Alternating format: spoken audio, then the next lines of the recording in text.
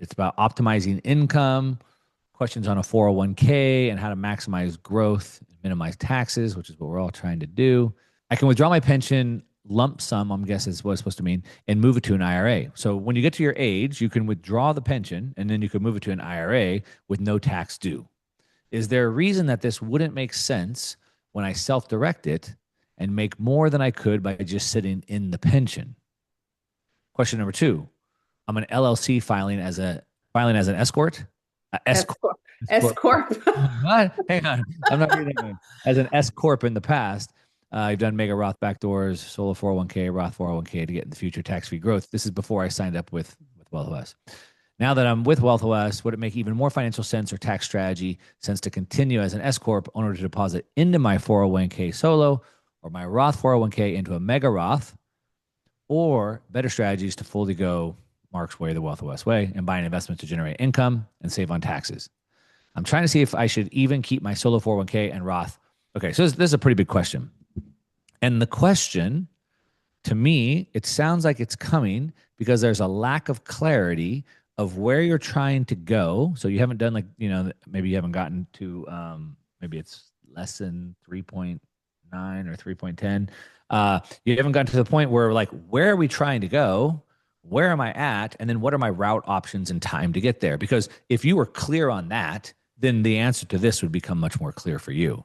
Because what you've proposed are any number of strategies that could all work on their, I mean, they're all decent strategies, but I don't know which of these will help you get to your goal in the desired time that you want to get there.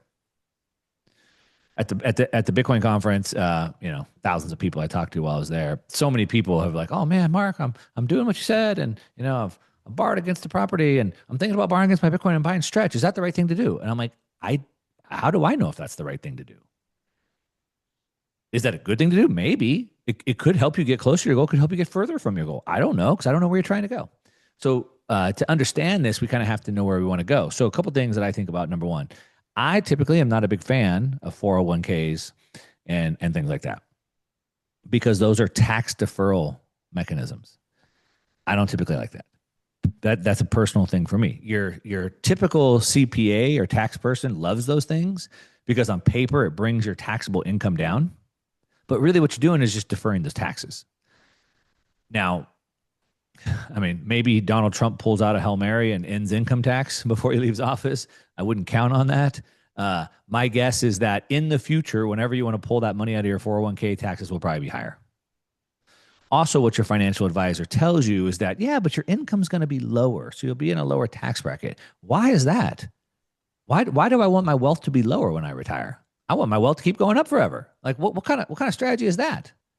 Yeah, I might just die too. I'll plan for that. Like, come on, right? So typically I'm not a fan of those because of those reasons. One, I think taxes will be higher when I want to pull the money out. And two, I don't expect my assets and income to go down. Now, should you continue to do those, or as you said, now that you're in the Wealth OS, you're starting to think about things differently. So I think it was one of the first couple modules. I think maybe it was the balance sheet X-ray. We looked at our assets and we looked at them, we sort of mapped them in a matrix of control and value, like high value assets, little control, or low value assets, high control. And so that's like, is it a good performing asset? But then do I have control over it? So typically assets inside of like a 401k or something like that, I don't really have any control over. So for me, I don't typically like that either. Now, to the point that you're making here, Kathy, you said that it is, I think you said that you can control it. So it's self-directed. So you can invest into it, but you're still giving up control in other ways, like borrowing against it, for example, right? So it just depends. This answer can't, I can't answer this question because a good answer gets you closer to your goal in the time frame that you want. And so if keeping it in there and deferring those taxes and losing the ability to leverage the equity inside of there can still help you get to your goal, then it's a good thing to do. Kathy, I think you're here. I don't know. Go ahead and ask a Yeah. question on that. No, that helps. And yes, it was S corp, not escort. No, that helps. I just keep getting myself spun in circles around these different things where our money's been trapped in 401ks and also this pension. So I know the pension's only earning 5 or 6% a year, so it seems like it makes sense to take it and put it into something else, but it has to go to an IRA to be tax-free. Yeah. So to me, it sounds like on the surface, it's like a retirement plan question. But Yeah. the way my brain works, when I read through it, when I go underneath it, what I really see is a control question. Okay. You're asking, should I keep using these tax advantage retirement wrappers, containers, or should Hmm. I move towards more of a Wealth OS structure that gives me more control and more liquidity and better deployment? And I think that's the right question. So Okay. That's helpful. yeah, I like the control aspect. Maybe I'm a control freak. I don't know. But like I want to engineer my outcome. And so I want as much control over my assets that would allow me the ultimate the flexibility to engineer the outcome that I want. And so typically when I'm inside of any kind of a wrapper, it takes that away. Now, we did break down our assets into four layers of liquidity, or we broke them into different types of assets. So, for example, we have productive assets that are cash flowing assets, right? We have collateral assets, assets we can borrow against. We have assets that are sort of like dead weight assets, and they're dead weight not because they're bad assets. They're dead weight because I can't really do much with them. So, for example, investments in a private equity fund or a venture capital fund or land over in Bali, those are good assets potentially, but I don't have any control. I can't do anything with them. I can't get any collateral against them. They don't produce any revenue, no income. And so I could just say, well, my 401k sort of sits there. It's like it's growing. It's a good asset, just like the private equity or venture capital is, but I can't do anything with it. And as long as it's okay to sit there and you can still achieve your goal with all the other things that you have, then it's perfect. It's great. Mhm.